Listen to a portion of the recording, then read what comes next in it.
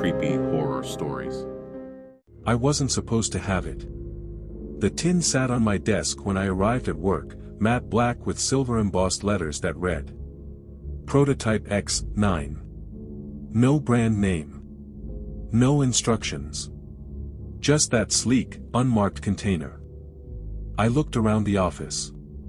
No one seemed to be watching, no knowing glances or smirks that suggested a prank. Maybe it was one of those promotional items, some new product the company was developing. Curiosity got the best of me. I flicked the tin open. Inside were 6 pieces of gum, each a different color.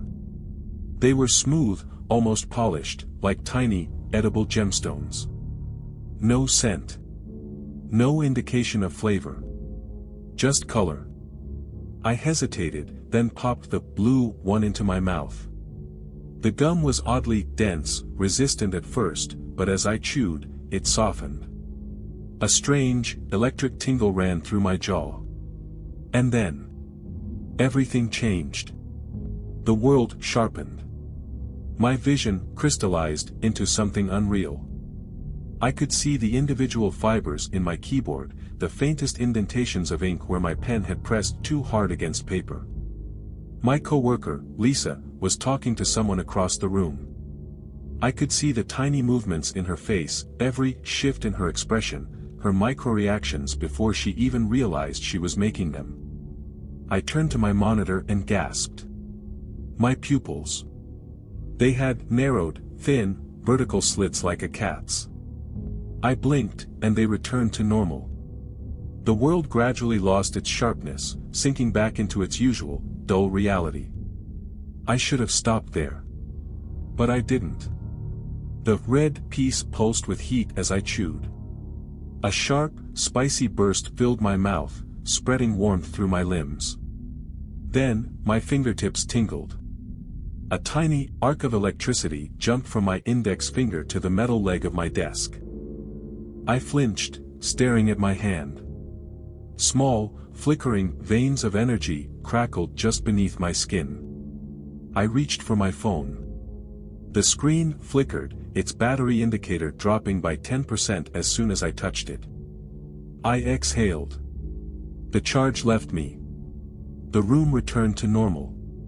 My heart was racing. This wasn't normal gum. This was something else. But instead of stopping, I told myself one more piece wouldn't hurt. The purple piece had a strange, floral taste. As I chewed, a creeping numbness spread through my skin, like my body was fading into the air. I looked down. My hands were gone. I scrambled to the bathroom, heart pounding. The mirror reflected nothing. The stall doors, the sinks, everything was there, except me.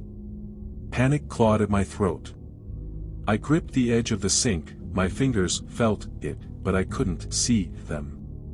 Then, just as suddenly as it had begun, the effect wore off. My body reappeared, hazy at first, then solid. I should have thrown the gum away. I should have burned the tin. Instead, I kept chewing. I don't know why I did it. There was something about the black piece that dared me. I bit down. My vision imploded.